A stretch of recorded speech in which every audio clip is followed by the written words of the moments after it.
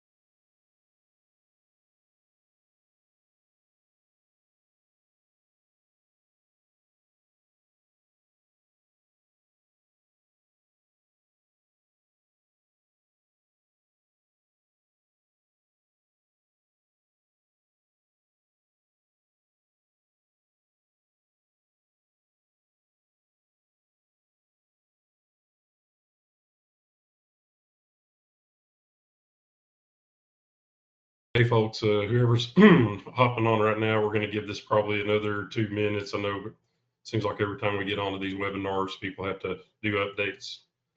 Hopefully, we'll give it a couple more minutes and then fire this thing off, get rolling.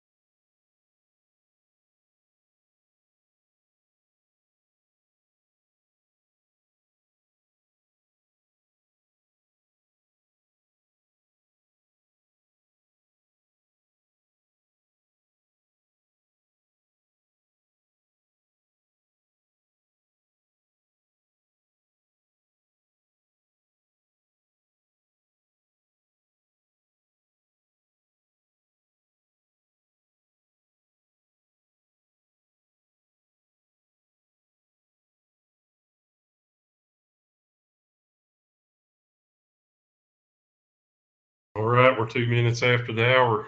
We're going to fire this thing off. For those of you that don't know me, my name is Jeremy Baldwin. I'm with Diamond Communications. I'm a business development manager and also the vice president of the new TXOA, Texas, Oklahoma, Arkansas Wireless Association.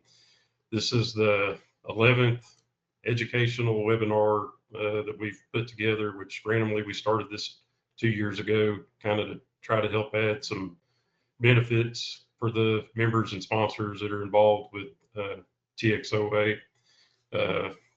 This afternoon, we've got Spencer, who's a partner of Visual Intelligence and has 25 years of experience. And he's going to talk today with us about drones and AI and hopefully how they can make our life a little bit better. With that, I'll throw this off to Spencer. Just a couple of notes before I forget. We'll be recording this, and if you guys have any questions at the tail end, if you want to chat in the box or whatever, we'll try to put those together and see if we can't get the questions answered. And if not during the broadcast, send the questions over. There'll be a contact information for Spencer, and we'll make it happen and get them answered. And with that, fire away, brother. Thank you, Jeremy. Welcome, everybody. Good afternoon to you all. As you can tell, I'm an Englishman. Don't hold that against me, please. It's a pleasure, and I'm very honored to be welcomed to do this webinar with you and hopefully show you some insights as to what our technology is doing, but also as an oversight, talk about the topic that we'll go through, which is sort of the weak links in drone data. And so as a very sort of insular view, my opinion on some of the problems in the industry and ironically why the drone tech hasn't really taken off, if you forgive the pun. So a little quick introduction of myself. As Jeremy said, I've actually been doing telecoms for probably more than 30 years now. I need to update my reference he has. I'm a structural engineer by qualification. I used to climb the towers, used to build the towers, and for the last sort of 10, 15 years I've traveled around the world advising tower companies and mobile operators on quality and capacity and condition, and done a lot of due diligence activity. And I was very fortunate to reconnect with the owner of Visual Intelligence, Ted Miller, nearly 6 years ago now, after working with him in the 90s. And he brought this technology to my attention, which can obviously capture to a sub-millimeter grade, but for the US audience, 1/32 of an inch, and enable automation down to that level for engineering and sign-off and all of the value that that brings. So without further ado, I will share my screen for the presentation now, if I can just work out which screen it is. So bear with me 2 seconds. I'll just move this out the way and I'll go off camera. Looks good. Excellent.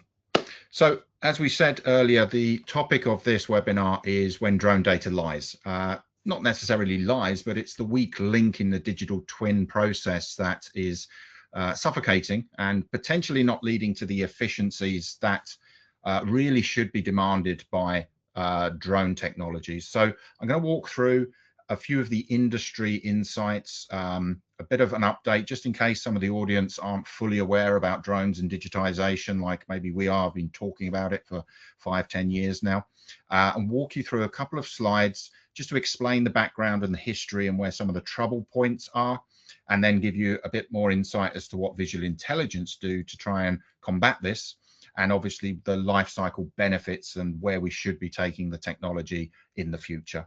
Hopefully closing the link back to this statement at the end, and then we can always share our contact details and set up separate sessions with anyone that's more interested. So as we move on, just to set the scene, the industry is sort of problematic in these following 3 areas. One, that manual operations haven't really changed since the inception of telecommunications rollout, which were borrowed from the old construction industry, and everybody sort of used technology to leap on. And unfortunately, telecoms has really stuck in that sort of life cycle. Manual operations doesn't really change as quickly as maybe it should do.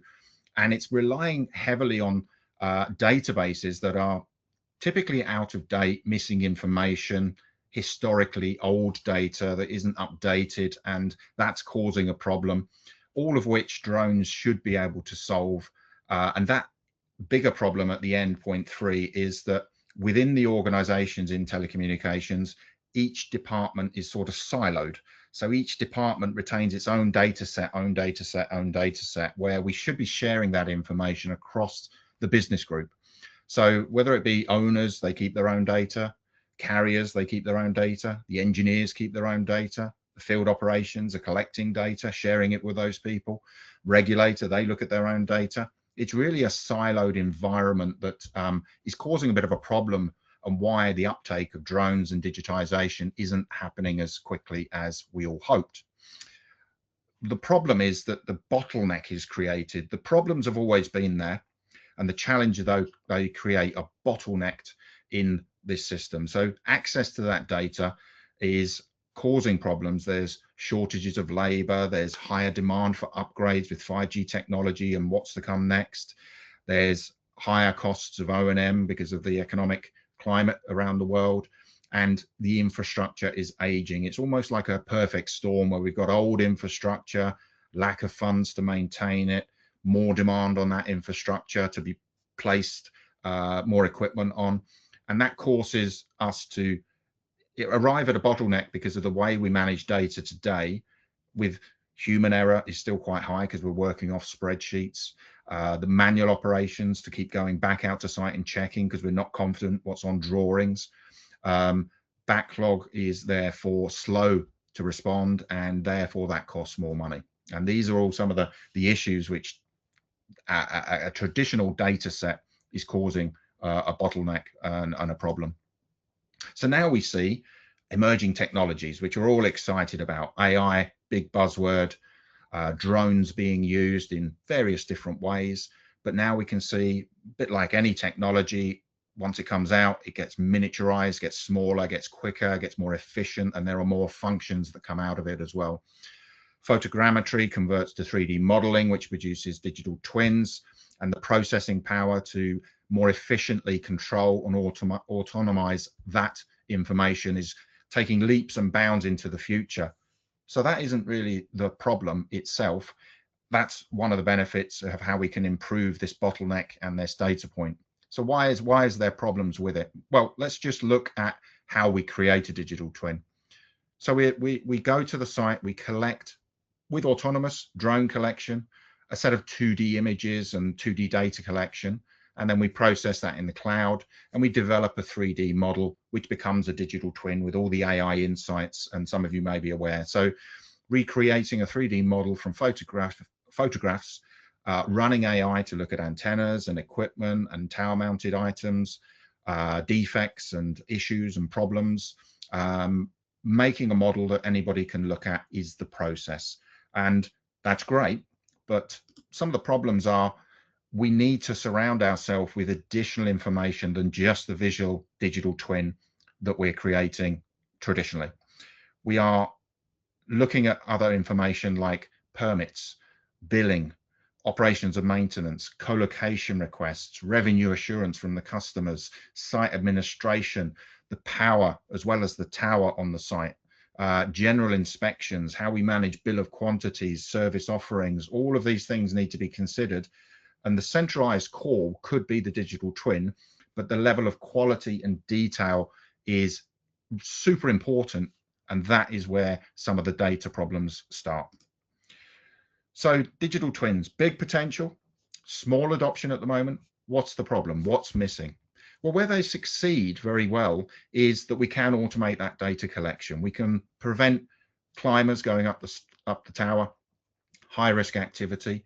We can also recall that information we collect on the site in a three-dimensional visualization of all the assets from an angle outside of the observable tower, whereas a climber's inside doing that.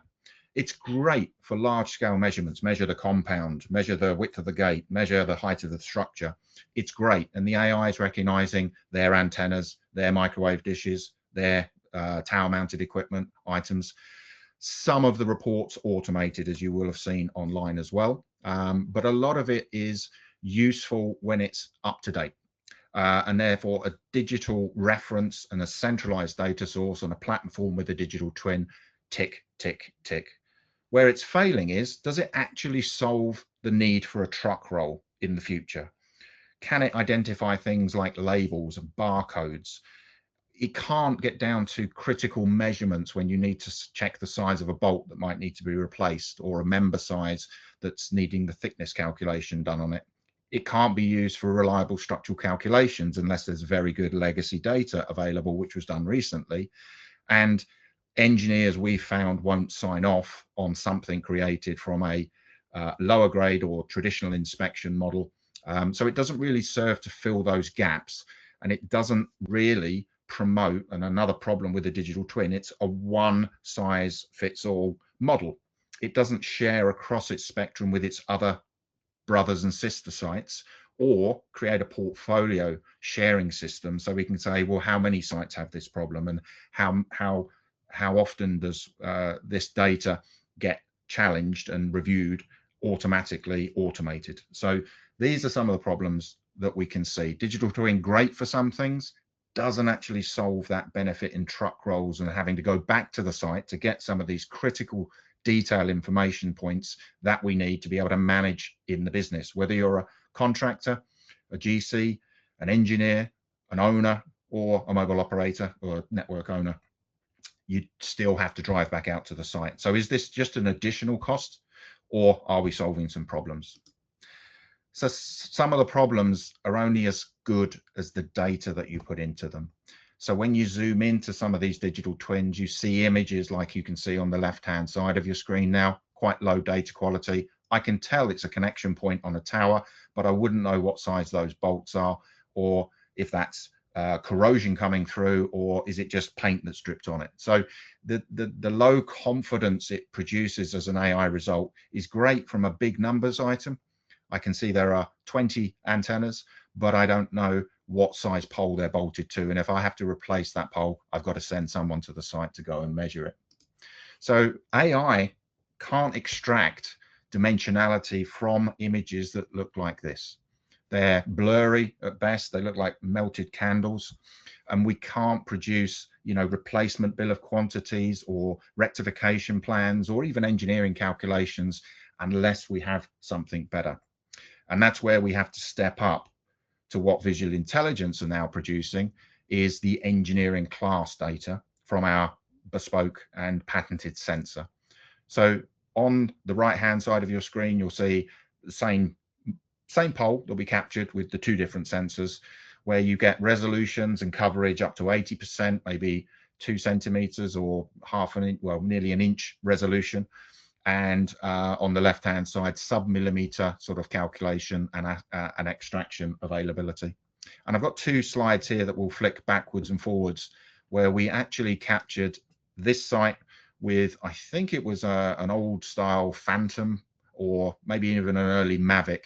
And we captured the top of a platform with all of the items with the same pilot on the same day, with the same conditions. So this is sort of very as accurate as we can get it.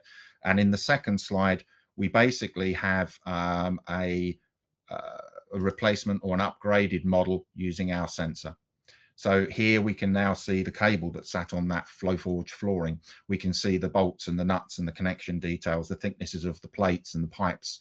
We can see all the flange edges and distances versus what we did before, which was an inspection grade model. We can still tell it's a top frame. We can tell there's something sitting cabling wise, but it's the level of detail and quality that we're trying to extract from what we do with a digital twin. And that's where this data is giving us maybe false representation and false securities and hopes, versus now I can actually do something with these models that we're now creating. So I've got a little video. This should start on its own. Let me just mute it because it's quite loud. We'll just play that quickly. There's our little branded intro to this. Thank you to my CMO for that. Here we've got the classification differences, and on the left-hand side of your screen, you will see an engineering product, and on the right side, you will see a traditional inspection product, both captured by drones, both processed in similar fashions, but with more high quality data that enables us to sort of make better decisions with this data on our laptops and in the office, rather than maybe having to drive back out to the site. I can now look at the connections. I can see the tagging on the cables. I can get in, and with the analytic outputs, I can extract the dimensions of all those poles, all those brackets, all those thicknesses of plates. As you can see, we're focusing very heavily on the top of the frame here, but it's not necessarily all about the top of the tower. This is where we can actually dive down to a lower level, and we can capture the same level of fidelity with the same sensors, looking at the bottom of the structure, a monopole structure here, and we've got the flange stiffeners here. We can see the quality of the concrete. We can see the stones and the pebbles on the site, and we can actually measure these nuts and the bolts versus what we traditionally would have got with an old style drone. Back to the top of the structure, obviously looking at the plates and the connections at the top of the structure. And when we get down to the next part of images that come here, you know, access points. So when we're planning sites, you know, where's the access points? Can I check the nuts and the bolts? For the feeder cables, obviously the flange connection here, looking at the detail and making sure. And from an operator point of view, checking that their antennas are connected, the brackets are safe, that they're not going to fall, which is a big health and safety concern sometimes, or the condition of the equipment as well, and all the cabling and ancillaries. You can clearly see where we've got a delta and a difference. So the data unlocks this sort of full potential of a digital twin when we go from an inspection class product on the left here, where we've got 2D images, we can identify equipment types, we know the heights of the structure, we've got the mapping, we've got antenna positions, and we can see the major defects. And as you slip across to the right-hand side, the engineering class data unlocks so much more. You still have those 2D images and the site mapping, you have the equipment types, but you can also now get the make and the model, and with our ML, the ownership, where it's reading and learning from the portfolio. You can now get critical measurements. You can get as built versus as designed clashing, exact positioning of antennas in line with sort of the radio data sheets that you get from the customer for accuracies on orientation and azimuth and tilt and roll, down to a millimeter, which, to give you an explanation, if an orientation of an antenna is out by even just half a degree, then at the distance that it can transmit, you could be out by a whole football field of distance to where you think your line of shoot is. So make even that small sort of percentage increment is massive difference to even the operator, the carrier, as well as the tower owner.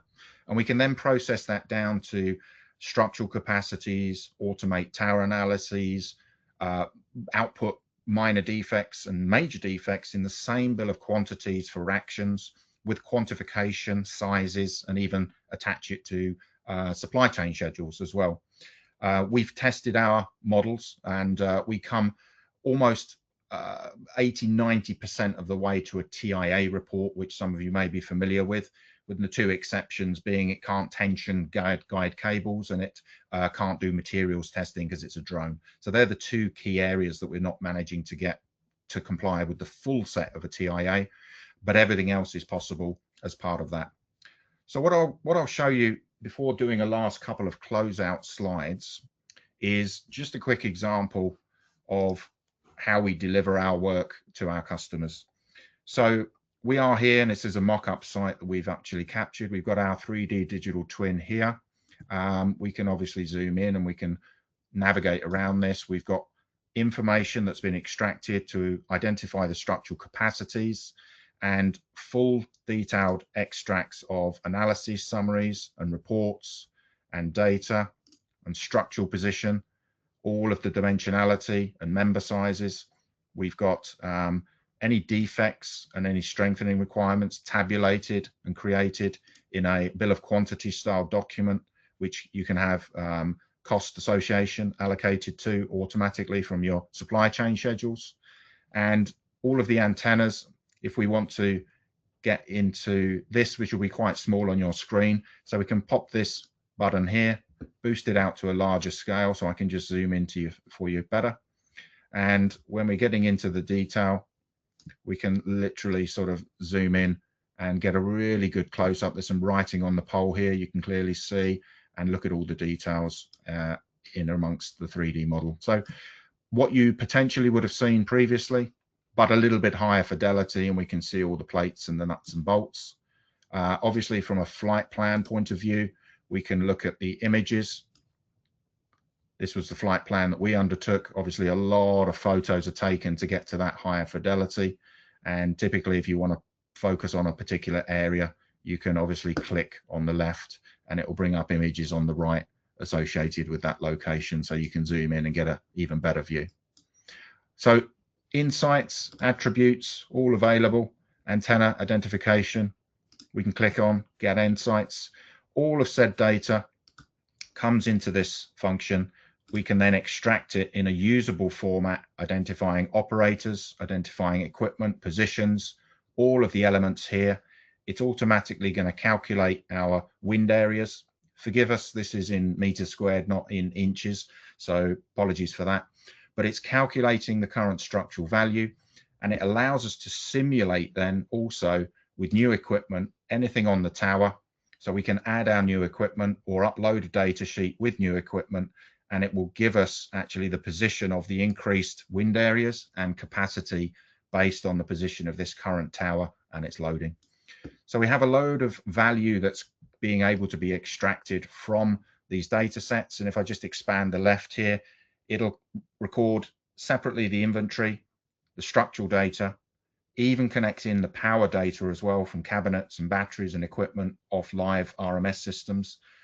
Equipment housings are recorded separately. Defects and bill of quantities can be extracted. Safety alerts can be automated as well. So if severe rust, corrosion, ladders are missing, fall arrest systems are severed, whatever, that will raise safety alerts. We have a training register function. Leases can be managed through this as well. And you have a load of tables, or your equipment libraries and your schedules of rates and steel tables all can be embedded into this and connected and linked, so that we have a functional, usable tool. And we can always then change what we see in these viewers. So we can have a photo carousel appearing there instead of a drone model. We can have a 3D BIM model located there. We can have a site location map. It gives you flexibility of how you use this data and where you run the data. Obviously, this will just bring back into the master sheet now of where you look at managing your portfolio. So we were looking at an individual site. Now we're looking at a portfolio, and we've got the high level stats of your portfolio or your project, which allow you to manage across multiple site locations and pick out the common problems, conditional issues, structural issues, and everything else that come through all of these details. So from the viewer to a management tool, being able to predict and plan and coordinate, schedule your works and manage co-location requests or equipment upgrades and details as well. A lot more insight onto that is better if we do a separate presentation, if any of you are interested. But we'll go back to the slide deck that we had explaining. Now I think you get a better understanding of what engineering class 3D data can deliver and what it will deliver. So recycling and reusing that data is the next point that we wanted to make. Information sharing across those business units, the finance team, the legal team, people leasing out the sites, field operations, engineering teams, construction teams, all accessing that data rather than it being siloed, which has limited benefit to everyone. When we look at the benefits of having that engineering grade data and the ability to virtually measure, create a bill of quantities without going back to the site, we're massively reducing the total cost of ownership there, minimizing truck rolls, reducing the need, because we've already gone out to do an engineering grade scan, the need to go and check a routine maintenance inspection. We're automating a lot of the tasks like co-location management and processes to do it online to get quick answers without having to go out to 3 or 4 independent parties. Engineering is now possible with those critical measurements to produce a drawing, a structural analysis, a simulation, a report which can give us fabrication details should we want it. And we've got examples of where we've done this in a number of different markets, creating actual fabrication drawing for members to be replaced, which fit first time with no problem within 1 millimeter tolerance offset.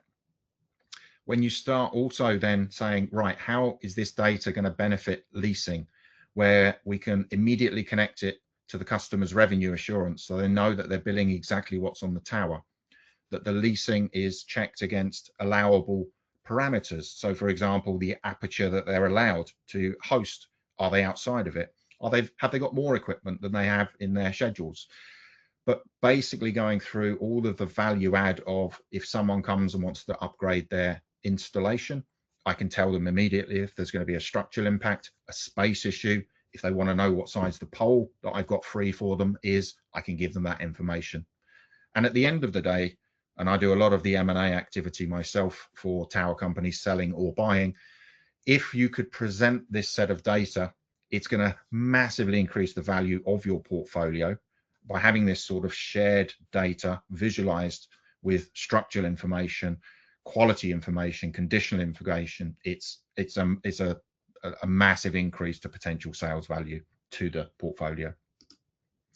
So setting that out, without solving that legacy data problem, your digital twin is not going to create any value for you, in my opinion. So if we go out with a use case, we check our database, we're not 100% sure, we have to go back out to site. If we use a digital twin that it's at a lower level, but it doesn't answer all the questions, we check our database, we go out with a digital twin, we get some insights, but we're missing some of the point. We still go back and we have to visit the site again. So we are creating a additional step, if anything, using a digital twin traditionally versus a higher specification digital twin, which we've just shown you. We're adding cost, we're adding a new dimension, and we're really not solving those two big problems, which is data sharing and reducing the immobilization to the site.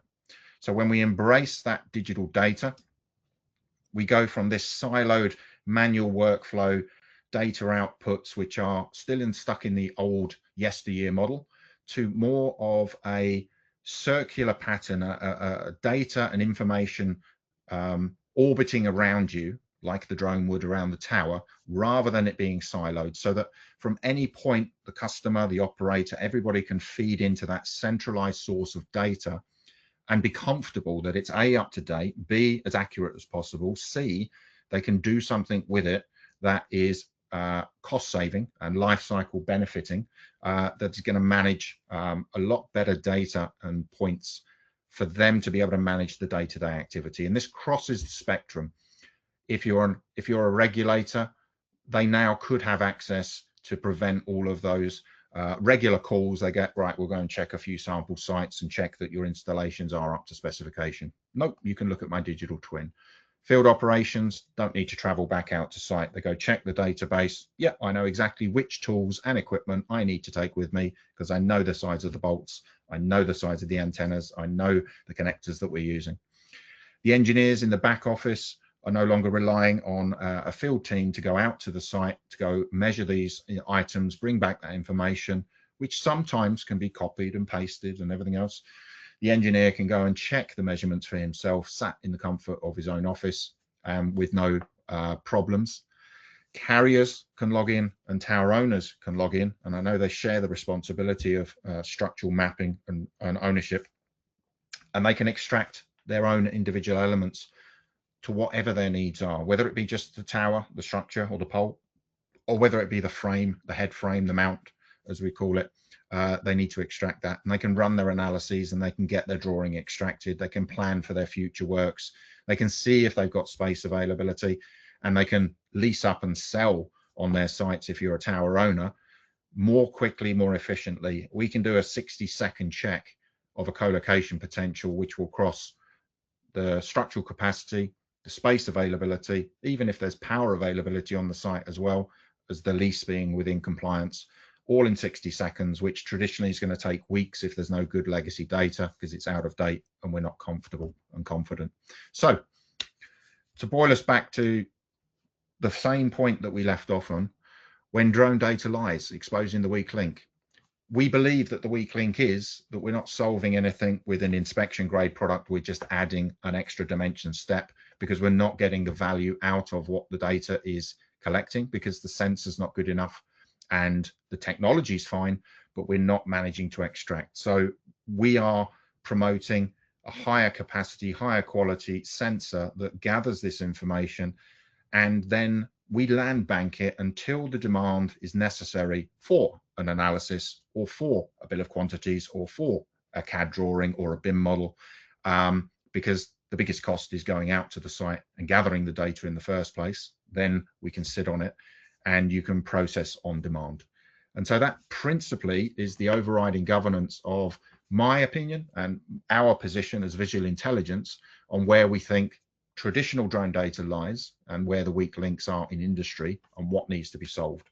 So hopefully, and Jeremy, I'm not sure if you want to ask any questions yourself or whether there have been any questions. That was insightful for you. Lots more we could show you, but I'll pass back to Jeremy very quickly. Maybe pop my camera back on while we do that. Thanks, Spencer. I think some of the stuff you brought up is kind of invaluable for the telecommunications business in general. I mean, just keeping everybody on the team as far as TXOA, we're very cognizant of the fact of keeping climbers from having to go back out to the field to take another picture that got missed.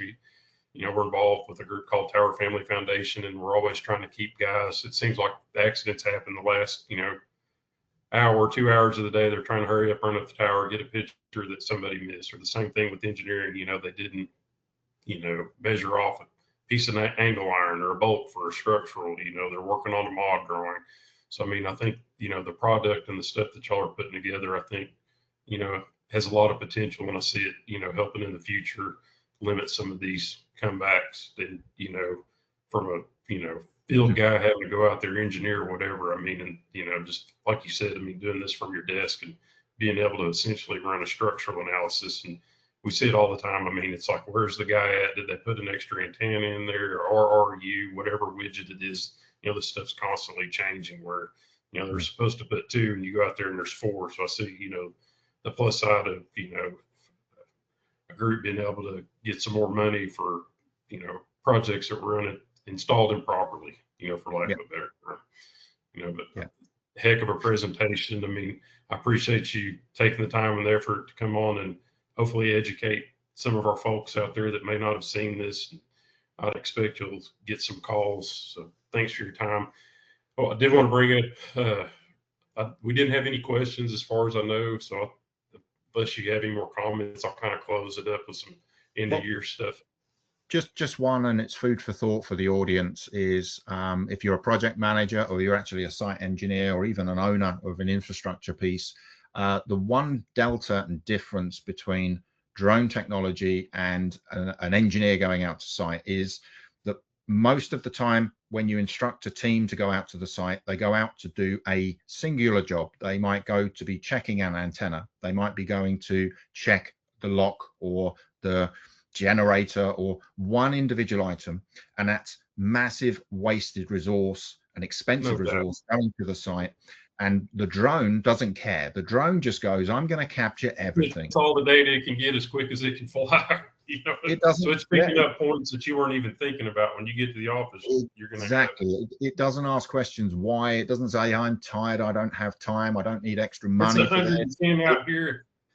Yeah, it's 100. So not only is there that obviously principal piece, which is your risk reduction because you're not climbing as much, your in theory cost reduction because you can do more in one day than you could with one pilot than you could ever do with 2 climbers, and it's a delivery and a speed which is in essence could be 6 times quicker than what it was traditional. So they're the principal core USPs, I suppose, and value adds are risk reduction, cost reduction, time reduction.